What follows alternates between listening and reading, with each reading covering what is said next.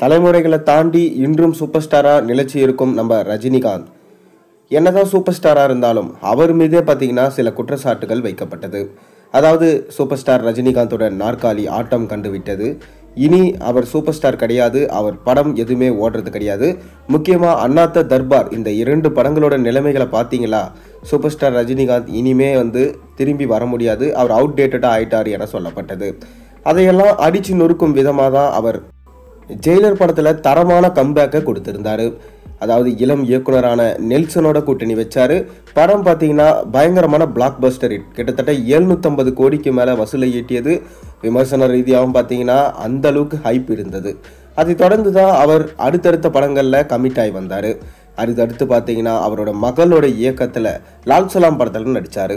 என்னதான் அது ஒரு சின்ன கெஸ்ட் அப்பீரியன்ஸாக இருந்தாலும் அது ஒரு சர்க்கிளாக தான் நம்ம ரஜினிகாந்துக்கு பார்க்கப்படுது. அதை தொடர்ந்து வேட்டையன் படத்தில் நடித்தார். இந்த வேட்டையன் படம் டிஜே ஞானவேல் எடுக்கிறதுனால மிக பெரும் ஹைப் இருந்தது. மேலும் அமிதாப் பச்சன், ராணா டகுபதி போன்றவரெல்லாம் இந்த படத்தில் நடிச்சிருந்தாங்க. அதனால் பார்த்தீங்கன்னா ஒரு சமூக கருத்துள்ள படமாக தான் இந்த படம் எடுக்கப்பட்டது. ஆனாலும் விமர்சன ரீதியாக இந்த படம் தோல்வியை தவிர்த்து வசூல் ரீதியாக இந்த படம் பார்த்தீங்கன்னா பிளாக் பஸ்டர் ஹிட் ஆச்சு. அது மட்டும் இல்லாமல் சூப்பர் ஸ்டார் ரஜினியோடைய அடுத்த படம் எப்படி இருக்கும்னு சொல்லிட்டு மக்கள் அப்போவே திங்க் பண்ண ஆரம்பிச்சிட்டாங்க. ஆனால் அப்போவே அவங்க சொல்லியிருந்தாங்க அந்த படம் கூலி படம் தானே, அந்த படத்துக்கான வேலைகளும் அப்பயே இறங்கியிருந்தாங்க.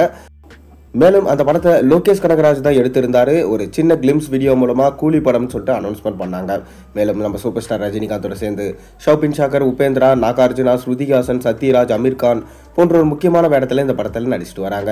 பூஜா ஹெக்டே கூட இந்த படத்தில் ஒரு சின்ன ஐட்டம் டான்ஸ் ஆட போகிறதா சமீபத்திய தகவல்கள் வந்து கொண்டு தான் இருக்குது. மேலும் சூப்பர் ஸ்டார் ரஜினிகாந்தோட பிறந்தநாள் அன்னைக்கு இந்த படத்துடைய ஃபர்ஸ்ட் சிங்கிள் பாடல் விட்டுருந்தாங்க. பாடல் பார்க்க ரொம்ப அருமையாக இருந்துச்சு.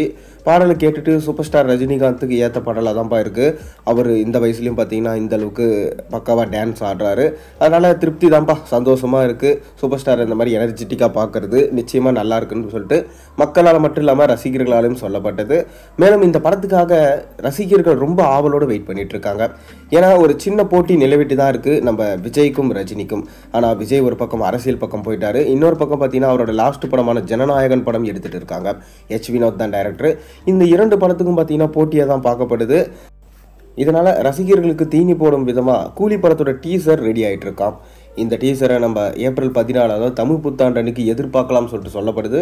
பொறுத்திருந்து பார்ப்போம். நீங்கள் கூலி படத்துக்காக வெயிட் பண்ணுறீங்களா இல்லையா? மறக்காமல் கீழே கமெண்ட்டில் சொல்லிடுங்க. மேலும் இது போன்ற வீடியோஸ் எல்லாம் நீங்கள் கேட்கணுன்னா மறக்காமல் சேனலுக்கு சப்ஸ்கிரைப் பண்ணி வச்சுட்டு பக்கத்தில் இருக்கிற பெல் ஐக்கானையும் ப்ரெஸ் பண்ணி வச்சுக்கோங்க.